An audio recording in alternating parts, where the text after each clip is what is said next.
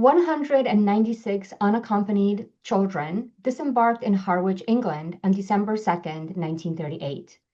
They were Jewish children who fled from Nazi Germany following the November pogrom of November 9 to 10, 1938.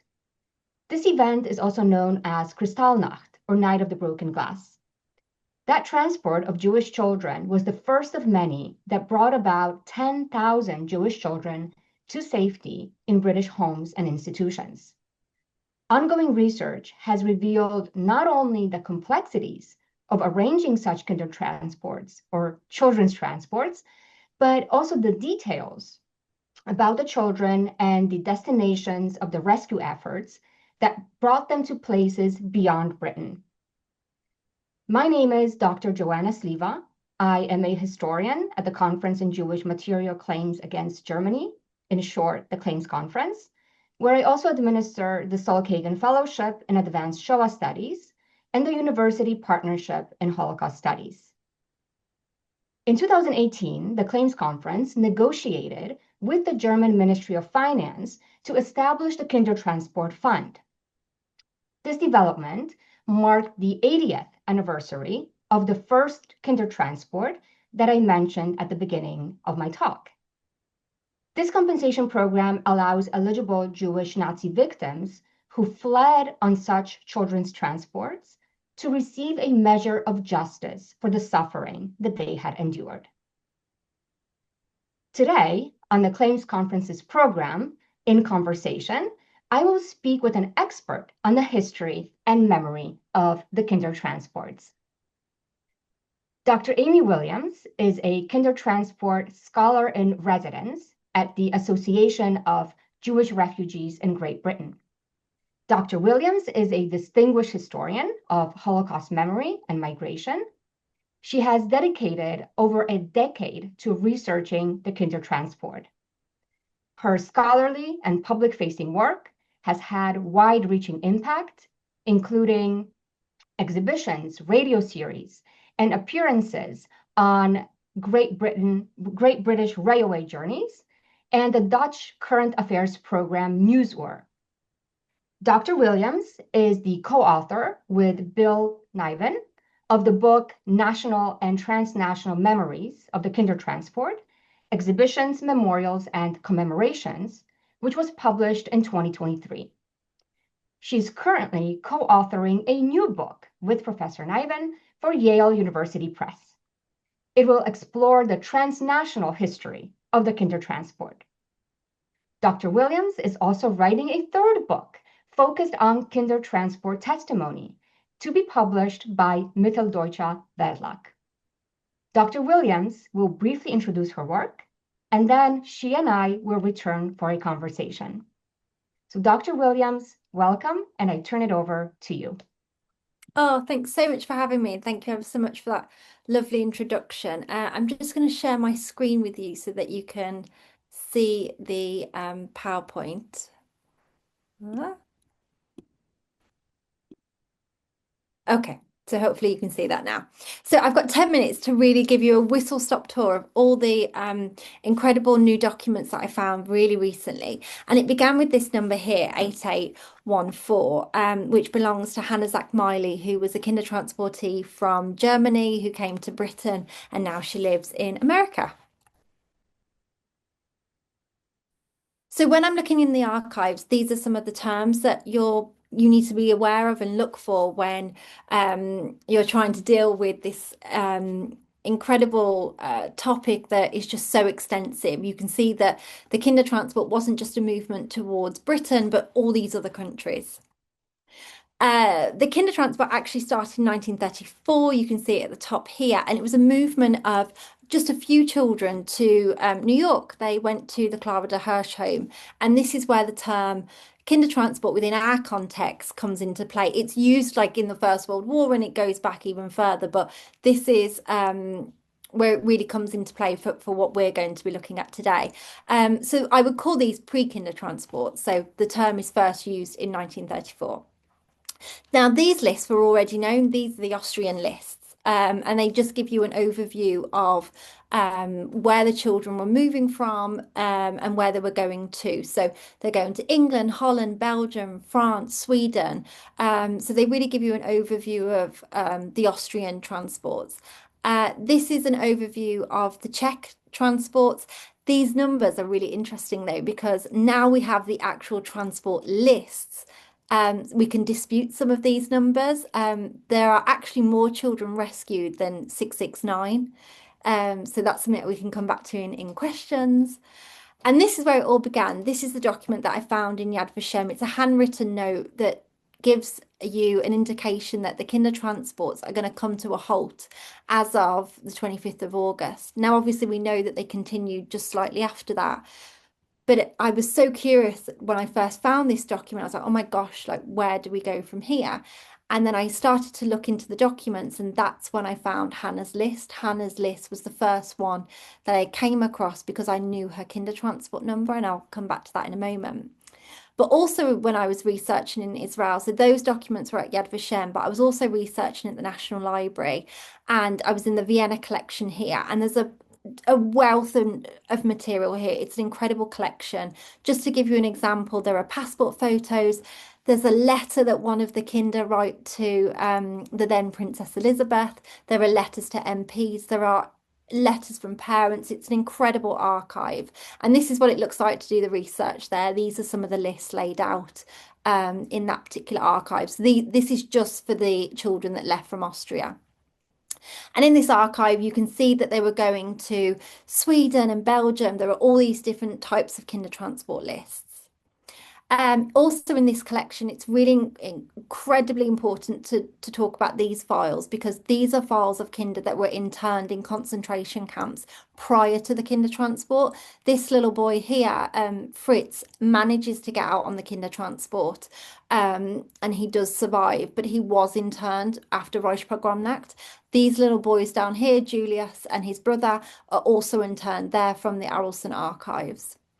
And then we have Gestapo files. So every child that went on the Kindertransport would have had a Gestapo file. They would have had to have permission to leave. My colleague, Professor Bill Niven, found these ones.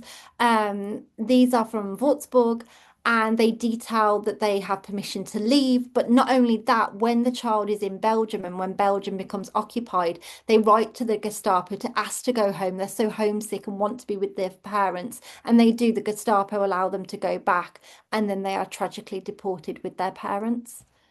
I think it's really important for the research that I'm doing is to really put the what was the role of the Nazis, to put that back into the story. And there are a lot of documents that, you know, that Eichmann was definitely aware and very heavily involved in the Kindertransports. We have these documents about how to behave, so really giving the parents a sense of what it was like for their children to journey on the Kindertransport, but it really gives them a sense of preparation. And I think it gives some understanding for the parents of what their children are going to experience. We recently found out a little bit about the ferry information, when the ferries arrive, how many people are on them, things like that. This is the Vienna. The top photos are first class. The bottom one is more the cabin that the children would have journeyed in. It was 6 Reichsmarks to travel on this ferry, so it was really expensive. The train tickets were just over 5 Reichsmarks, so it was really expensive to travel. This is one of the Kindertransport lists that go from Hamburg to Southampton. So you don't get much information here, but this is in the British National Archives, also at the USHMM. These are the lists that were in Yad Vashem. This is Hannah Zakmili's list. She's mentioned here.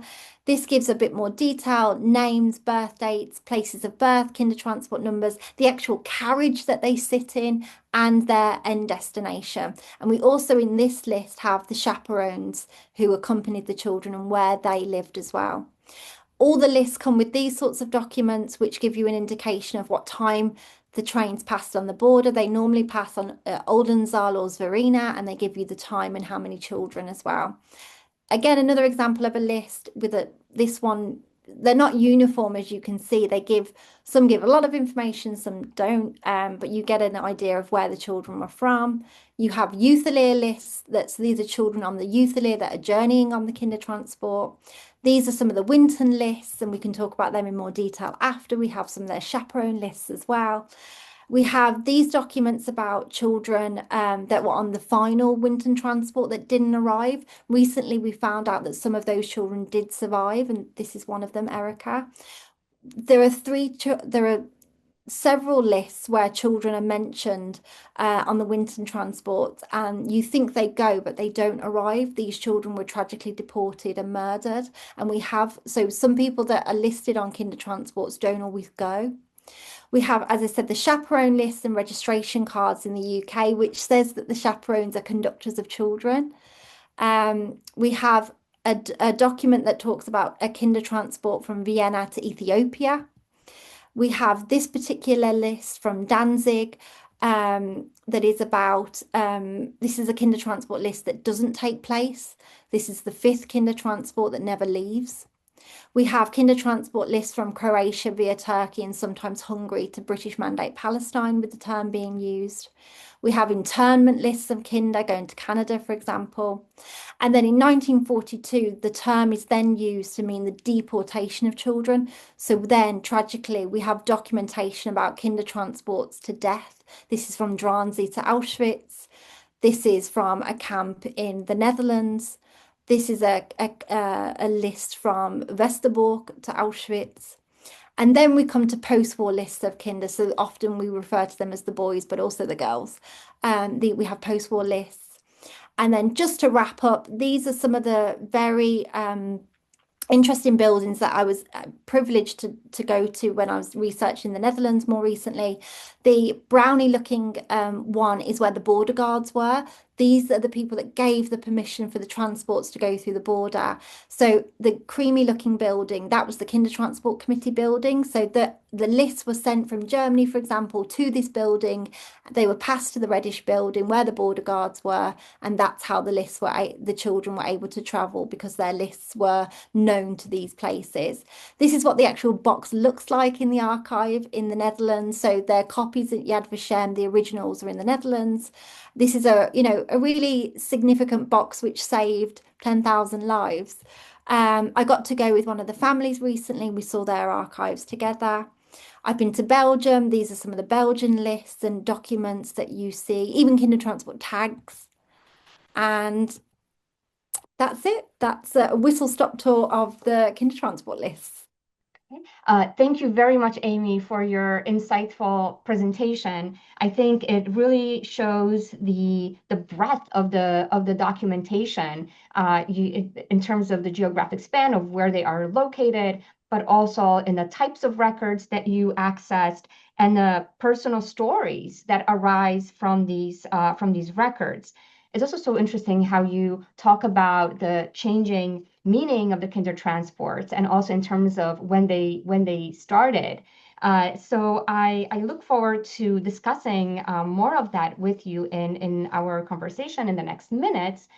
And clearly, as everyone could see, and everybody who follows your work knows that you have done really extensive, impressive research on the Kindertransports.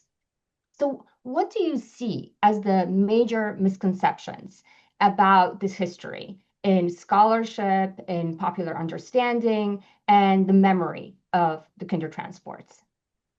I think just taking the Winton transports as an example, we think, that there were 669 children rescued.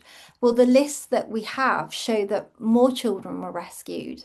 They tell us a little bit of information about where they were from. For example, some of the children that are on the Winton transports are born in Morocco.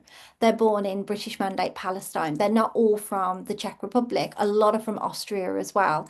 Those transports often went via other places. So some of the children actually got on in Vienna, some of the children got on in Hamburg, but they were Winton children because they had Czech or Slovak heritage. As I said, mentioned Hans and Ludwig, these boys are mentioned 3 times on these Winton lists and they never leave. So there are people that are documented that have paid the money, that have got all the documentation together and never leave on the Kindertransport and tragically have a very different fate. I think in terms of the memory of the Kindertransport, I think there are so many myths, this £50, that the chaperones had to return, otherwise they would come to a halt. Well, we now know because of these files, a load of chaperones remained in England because they already had permits to stay. They had visas, many with domestic visas. So that is a myth we're able to debunk, I suppose. Um, just the number 10,000 as well. We know from the list that there wasn't 10,000 children that arrived on the Kindertransports. This is still something that we're going through, but this is a number that, is um, yeah, rounded up sort of thing, that there was less than that. I think just generally, we often think of the Kindertransport from arrival and welcome and integration, but the lists really put the transports back into the Kindertransport. We now know the times of departure, where the trains transition, what time on the border and where on the border, what ferry they take, what time the ferry lands, all this like minute detail that I wouldn't necessarily say that, like, other histories are incorrect. They're not. We're just able to fill in the gaps and the details more now, which is a real first. And I think these details really help, as I said, dispel myths, but also flesh out this history. It wasn't just that they got on a train and arrived. There was a whole process and backstory behind that. Your research made the news recently around the world because of your discovery, and you mentioned this in your presentation. And it's always a special moment for a researcher to find a document or records that illuminate new information or enable us to explain what happened. So, can you walk us through how you found the Kindertransport lists? Yeah, I was sat in Yad Vashem in my office in Jerusalem, and I was looking in this Dutch file, and I was 500 documents in, and I thought, oh gosh, there's nothing there. And then all of a sudden I came to that document that said the Kindertransports are coming to a halt, and obviously I know that they came to a halt. And it wasn't because of the outbreak of the war. This is another thing. The Kindertransport didn't come to a halt because of the outbreak of the Second World War. We have this document that says they were already slowing the process down, but also we have a document from July 1939 that says they can't home the children quick enough. So they're going to cap the number at 9,000, although more come. And they're going to hold 1,000 places in case anything else happens. And obviously the war happened, so the routes were cut off, sort of thing. And they already at that point say we can't look at any Kindertransports from Romania or Hungary or Russia because we cannot home the children that we're already trying to look after. Obviously, a stipulation of Evian, they were advocating for these children from Central Europe, and at this point, they just can't help enough children. So this document was incredibly like, wow, gosh, to see that it wasn't the war that put an end to it, it was the committees essentially. Although they were doing their best and trying, they couldn't do enough because there were so many people in need. But then going to finding the list, I could see that there were some August lists, and I skipped to July because I knew that Hannah had left then. And that's when I saw her list, and Hannah was an only child. Her parents didn't survive, and I just knew what it would mean to her to see her list. It was such an affirmation for her. She knew that she'd come on the Kindertransport, but it really confirmed her place in history, and that this is what her parents had done for her. So it was really, I got on. We follow each other. Hannah's on Instagram. She's in her 90s, and I messaged her. I was like, "Oh my God, Hannah! I found your Kindertransport list." So that was a really incredible moment, and then it really snowballed from there. I think I've sent or reunited about 700 families with their Kindertransport list so far. So going through, I think we've gone through about 250,000 documents so far. Not all, obviously, a Kindertransport list, but it just shows you there are all these other documents that accompany the lists as well.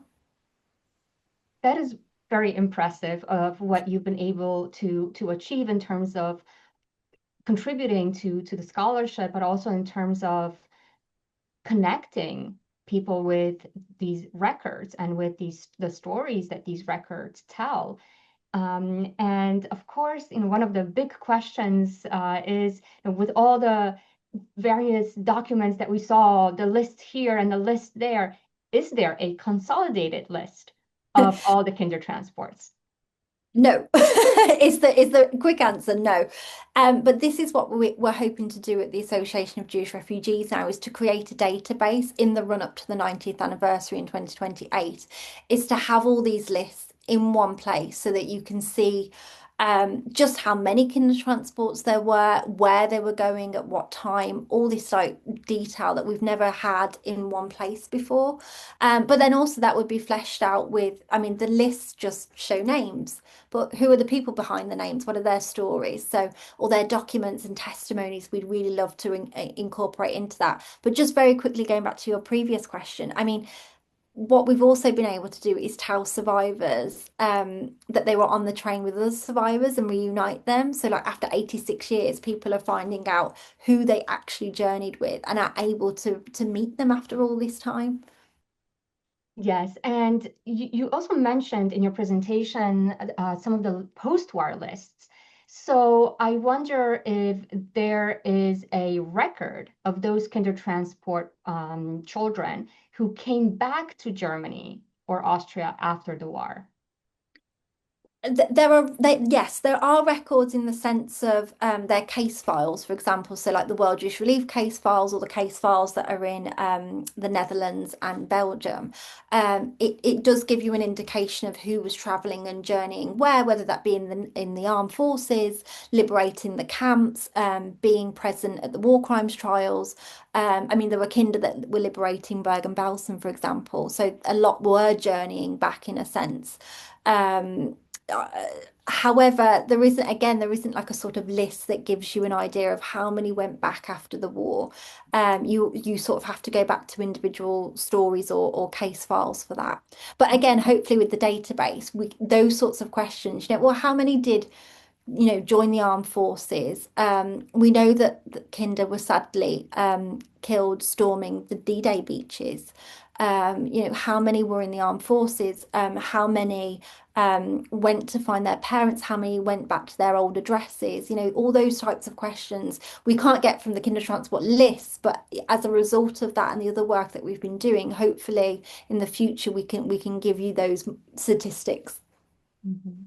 So there are many questions, right, that these records elicit, and I'm sure that you come to this project with many questions, and you kind of gave us a glimpse into this through the presentation, and now that we are talking, but I wonder if you could tell us what major questions does your research on the Kindertransports help to answer? I think, gosh, I not to say so many, but I think as I said, it really gives you an indication into what the journey was like, how long the journey lasted, who is a kinder transportee, who is classified as a kinder, those sorts of questions, how many transports there were to each individual country, what was the context around that, how did each country plan their kinder transports, because the documentation was different, the rules and regulations were different. For example, in Holland, the kinder were quarantined. We never quarantined them, but we did, intern them as any enemy aliens. How these lists connect to the broader history of the Kinder transport. I think they have this personal side, as we've spoken about. The lists are so significant to family research. I think that is a real unique point that these lists open up. They open up this unique family research for descendants and survivors. I think historically, it is something that I need to think about a bit more. As I said, we often think about arrival and welcome and integration, but I think we need to step back from that and understand what the kinder transport is. If you're thinking about the kinder transport, these are the kinder transport documents, these are the lists. But I think the lists are a jumping off point to finding out the stories behind them. I mean, some of the survivors obviously have spoken in depth about their experiences. However, we're finding out for the first time in some cases that some children were on the Kindertransport. I mean, some families don't really have an understanding of how their descendant arrived. So for the first time, we can say, "Oh, you were on a Kindertransport. Oh, you were part of the Youthelia," and even in that, we know some of the Youthelia were on the Kindertransport. So again, these sort of separate rescue missions actually converge and there are tensions at some point. So, for example, the Youthelia write to the Kindertransport Committee saying, look, we really need to get our children out. The British aren't sending us the documents quick enough. Can we, get them on the Kindertransports, to which they do. And then in the UK, the Kindertransport Committee write to the Youthelia saying, well, can we home these children on your farms because we haven't got enough spaces for them. So I think you see that tension in the committee files as well, and as I said, for the Winton children, it shows that these children journeyed as far as Italy. Mhm. These were extensive journeys, and the Kindertransport is one journey. I mean, some children go to Holland on a Kindertransport and then come to Britain. So there were multiple Kindertransport journeys. And again, as we've talked about conceptually and temporarily, like what does the Kindertransport mean? Thinking about we have the British version, which is 1938 to 1940, if we think about the last boat that came to us in May. Um, but the Kindertransports continued to America into the 40s. They started in America way before this. And then, actually, if we want to get even more complicated, the term is then used in towards the end of the war, in the post-war period, to mean the rehabilitation of children, not only from the camps, but also the children that had survived the bombing, so Aryan children. That term is also used there. So thinking about the term Kindertransport and how that is used, we have children that go on rescue Kindertransports. They may go to Holland and Belgium, but when those countries are occupied, they are tragically sent on other Kindertransports, this time towards death. So again, thinking that they are on multiple versions of the Kindertransport, and this changes over time. Mhm. That is a very important point that I don't think we fully realize until you have done the work and the research and are able to broaden our understanding of the terminology and how it was used at different times and by whom. And I want to pull from something that you said, and of course, like the Kindertransport in popular in kind of understanding is associated solely with Jewish children who were brought to Great Britain. But as your research shows, and you also presented that in your slides, is that there were other examples of rescue efforts. Were there some that surprised you? You mentioned Croatia, Ethiopia, Yugoslavia. Yeah, I mean, to know that I think the file said there were 600 children that went from Vienna via Britain and Holland to Ethiopia, and 30 of them were under 10 years old. There was also a movement of children in 1936 on a Kindertransport from Yemen to British Mandate Palestine. So again, thinking about the terminology and who is a Kindertransportee and what is the history and the understanding of that, this really broadens the term, not to just think of the Kindertransport as a European rescue mission, but a North African, all the children that go to America as well. I mean, I've not even spoken about the children that go to Australia and New Zealand as well. Are they classed as the Kindertransport? They often come through very similar routes, very similar paperwork. Um, we have these like individual rescue efforts as well. We also have something which surprised me was obviously the use of the term in Croatia, that term Kindertransport, because often it is not just German children that are being rescued, it is local children as well. So that term being used there is really interesting. What is also really interesting is all the children that have places on the Kindertransport and never arrive. So, for example, we recently found out after a particular survivor passed away, Um, he miraculously survived the camps. His father did as well. His father got out to England, I should say, sorry, but he survived. But I found a document that said he had a place on the Kindertransport, and so too did his brother. They were paid for, they were registered, and they never arrived because war was declared. Um, and his brother didn't survive. So all these Kindertransports that could have saved more children um, are also need to be written back into the history. These children that are part of the Kindertransport, it's just that they never arrived, and they tragically were part of other other transports going in other directions, but they are part of Kindertransport history. Mhm.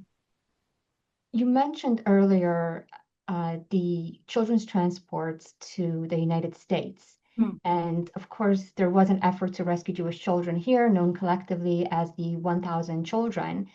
Have you investigated the records about this Kindertransport? And could you share with us any insights into the reasons why the US government did not accept more children?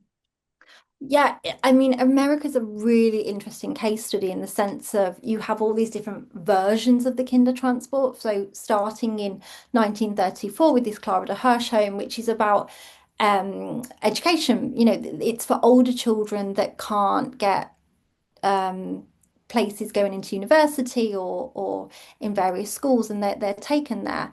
Um, then you have this sort of missed opportunity with the Wagner Rogers bill in a similar time to the British Kindertransport that doesn't pass Congress. So a Kindertransport that could have been sort of thing.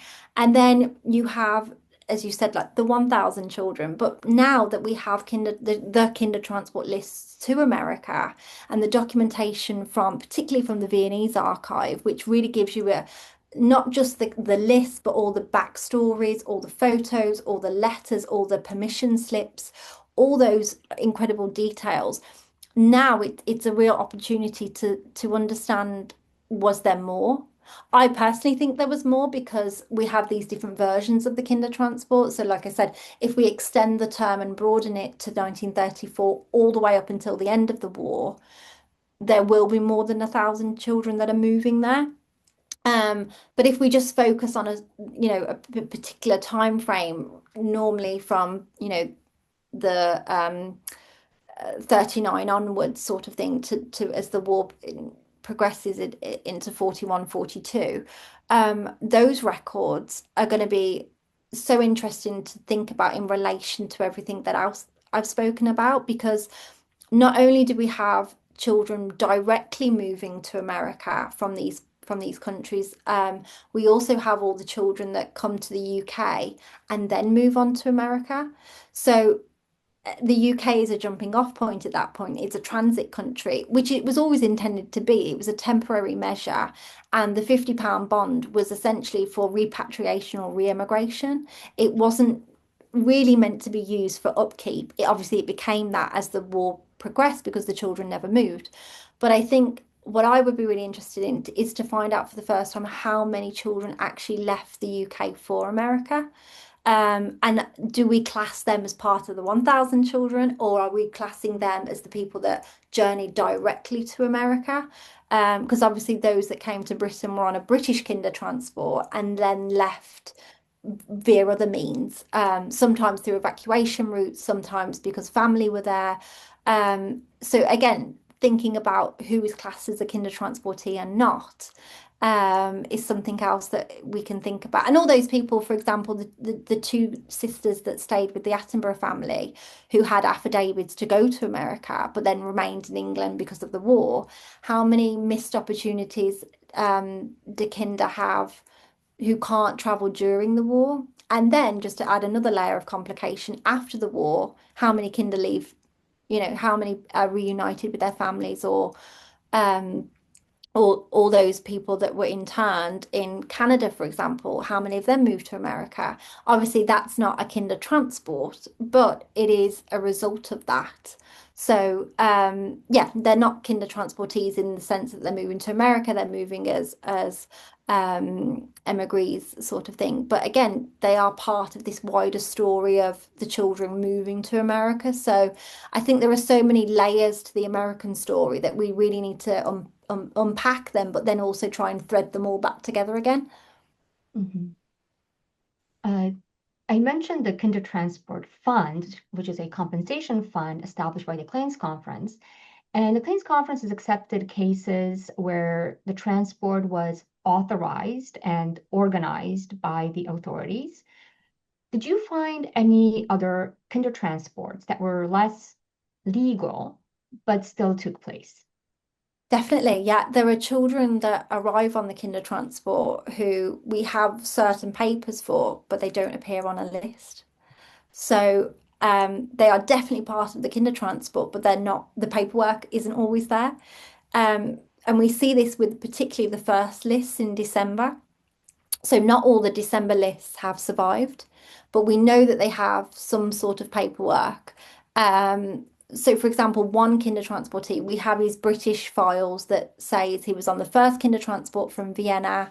We have his sort of what stood in for a visa document. It wasn't a visa document, but it stands in for that. But he's not on the list.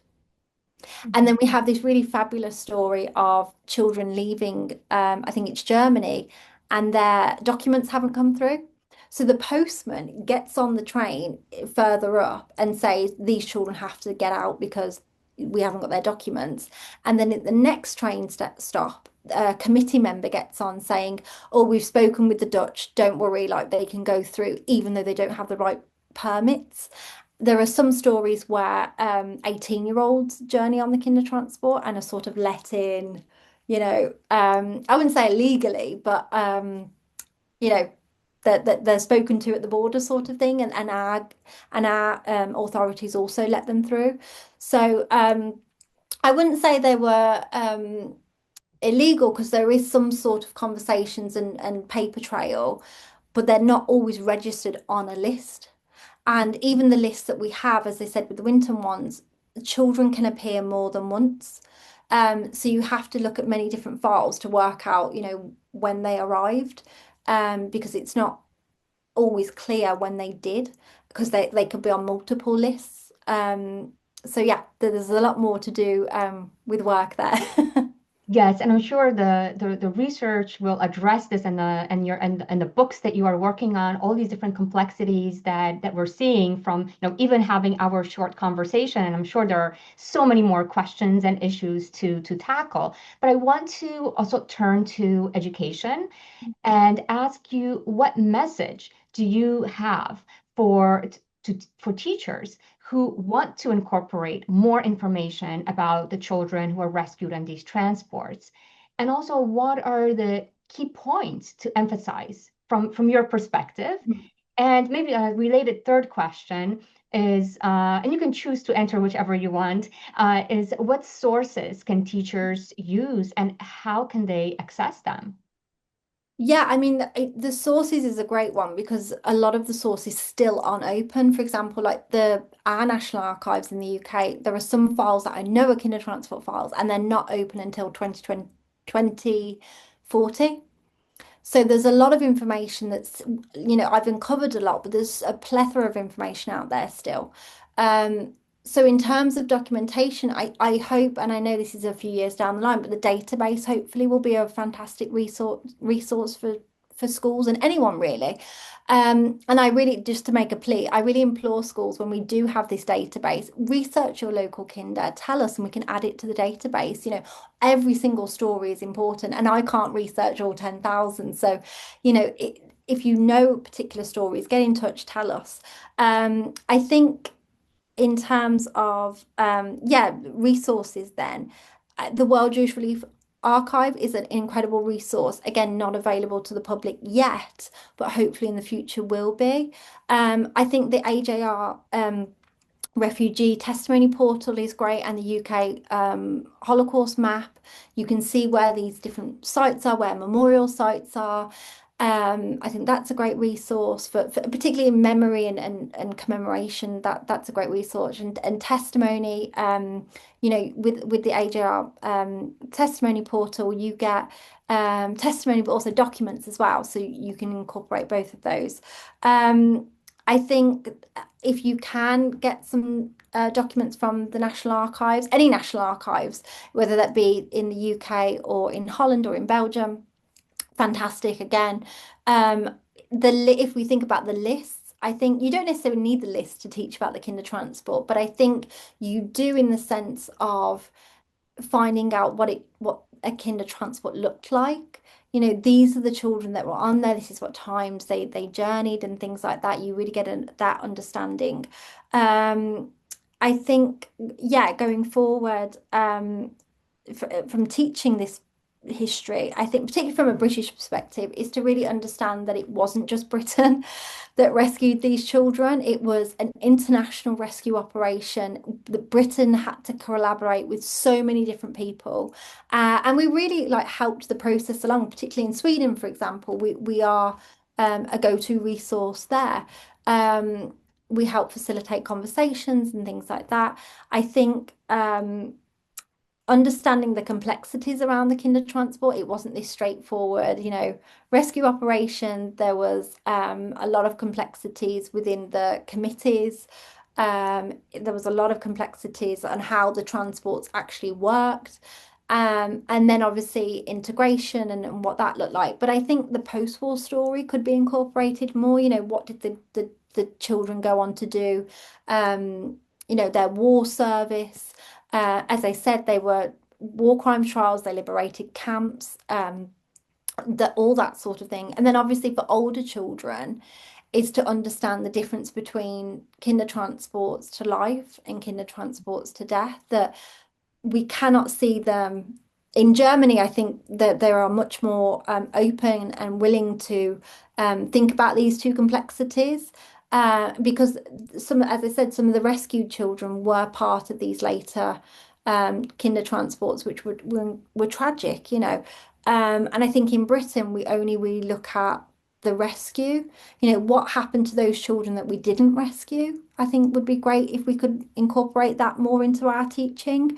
I think from the American perspective is to really unpick your versions of the kinder transport and how they all correlate to one another, because there are overlaps. There are people who are working with one another across all these. They're not like sort of isolated events.